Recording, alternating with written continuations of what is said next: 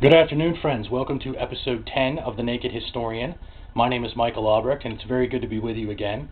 I did anticipate coming to you guys for episode 10 from Catherine's Furnace. I know I've mentioned that in a couple previous episodes, going out to one of my favorite parts near the Chancellorsville battlefield. Unfortunately, because of some things that have come up over the last few weeks, I have been unable to do that. Now, all of these things were good things.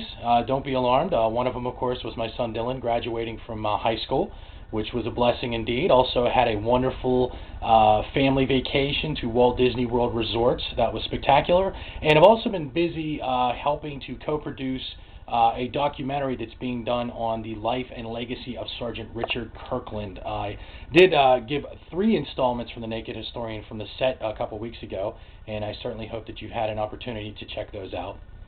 Today, I am up in my bedroom office. It is Sunday afternoon. I just got home from church. Actually, all the little ones are basically getting ready to go down for their naps right now.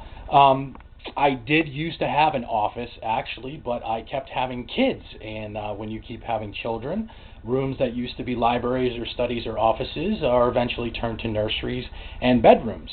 I do have one child that is about to leave the nest, actually, my son Dylan, who graduated with honors this year, and he is going to the University of Northwestern Ohio, which I will be delivering him at sometime, I believe, in the next 5 or 6 days. So I will be heading over to Ohio, and it's a wonderful school, and it's a wonderful opportunity. It's 11 hours away, so it's definitely going to be some growing pains, both with the young man and his parents. But we are looking forward to the opportunity, and to be honest with you, that is 1 down and 3 more to go. Now, this weekend I did spend some time watching C-SPAN, and I noticed that some local historians and authors have been featured on C-SPAN. Of course, I haven't been on yet, hint, hint. And one of the neat things that they do is they take you into their personal library. So I thought today I would share my personal library, or at least some of it, what I have out in books. I have more books that are in storage, but just to give you an idea of some of the titles that I like and some of the things that I read. And I'm also going to give you just a little sneak peek here. You ever wonder why Naked Historian doesn't always get things done? This is what I look at outside my window while I'm sitting here in my office area that me and my wife share, and I spend an awful lot of time in that pool.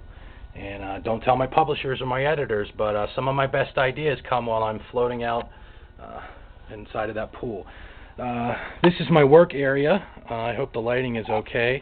My wife and I are actually currently sharing it, so if you look, it's a little bit more crowded and messier than usual. This is usually a pretty clean and tidy area. I was updating my blog with some information about a talk I'm going to be doing in the coming year, and I was also over here prepping for a presentation I'm giving on September 12th on research and writing up in Pittsburgh, Pennsylvania.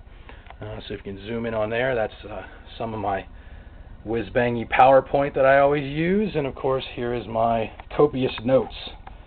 And couldn't do what I do without those things. Got a lot of magazines, a lot of primary source material that's filed away. You'll see over here I have a file cabinet and some papers here. I'm a fairly organized guy, believe it or not. It might look like it's a bit of a mess, but I pretty much know where everything is.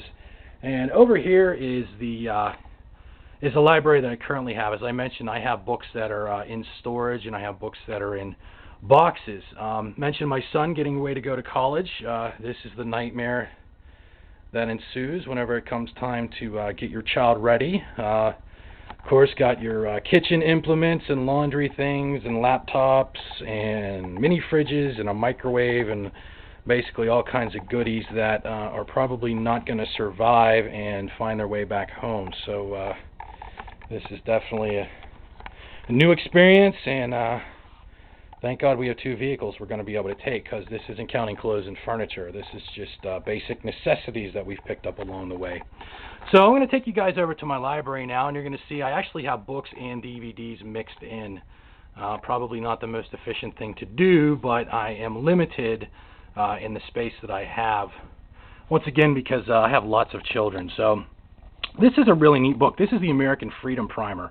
This is a book that I picked up at a used bookstore, and it has in it all of the important documents, whether it's the Declaration of Independence or the U.S. Constitution, the Bill of Rights, the Magna Carta. Pretty much every type of document that's significant to our country is included inside of this book. And as I grow as a historian, I become more and more interested in some of the political aspects of the history of this country, because I think they have a direct effect on most of the stuff that I'm interested in studying. You can see here I got some sports Steeler stuff mixed in here. You'll notice I got a couple areas here where I got some of my sports stuff. This, of course, is autographed ball that I got from Lenny Dykstra.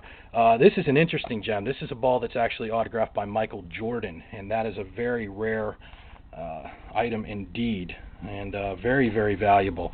Some awards I've won, some additional Pittsburgh Steelers stuff. This is neat. This is actually, I'm a plank owner, a piece of the USS North Carolina. That is actually an original piece off of the deck of that battleship that was given to me. Down here, these are bullets that were taken from the field at Spotsylvania Battlefield that were presented to me by a very good friend. Some more stuff, autographed helmet by Jerome Bettis. I got a lot of autographed Steeler stuff. If you look over here, that's an autographed shirt by Terry Bradshaw. I've also got some other autographed items by most of the guys from the Steelers dynasty, but we're not to look at that stuff today. We're supposed to be looking at books. You'll see here, Christ in the Camp. That is absolutely one of my favorite books of all time, and I use it quite often in a lot of the spiritual work that I do.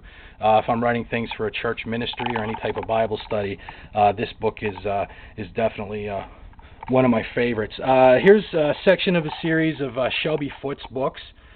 Shelby Foote, of course, is one of my favorite all-time authors, and he was just this amazing storyteller. He was able to write history like a novel, and I think the guy was he was an absolute blessing, and he has missed very, very much.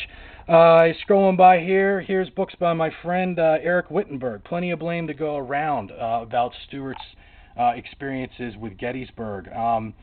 Eric is one of my favorite Civil War authors, and here's a tip for you guys. If you ever want to get ahead in life, make friends with the guys that you admire. I've been very fortunate, whether it's Mort Kunster or Eric or Russell Bunds or some of these other amazing historians and writers. Richard Williams comes to mind. These are guys whose work I admired for a very, very long time. Jeff Shera, guys that really made me want to become a better historian and a better writer, and I was very fortunate to become friends with these gentlemen, and every once in a while I get to work on a project with them. Richard Williams wrote the foreword to my book, The Southern Cross. Eric and I just finished a lengthy 400-page book on Major League Baseball's worst teams and players. So these guys, man, they're an absolute inspiration, and if you can get friends with them, you can ride their coattails.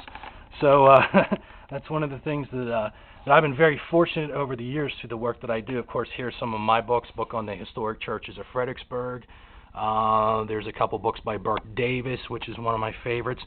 This book is absolutely fantastic, and this bears me pulling out and taking a look at. This is the Civil War Atlas. This was given to me by Bob Thompson, a gentleman at my church, and this is an atlas that was used at West Point. This is the actual textbook that these gentlemen used in officer training, and it's got all these absolutely fantastic maps, and they're all annotated, and it's basically every single battle in the Eastern Campaign and in the Western Campaign. And it's just an absolutely wonderful, wonderful piece of Americana, so to speak. I mean, this thing was published back in the 1930s, I believe. And as you can see, it's got pretty much every single battle, every single major campaign. So it's a wonderful, wonderful resource, and I'm very, very fortunate to have a copy of that. Going back over here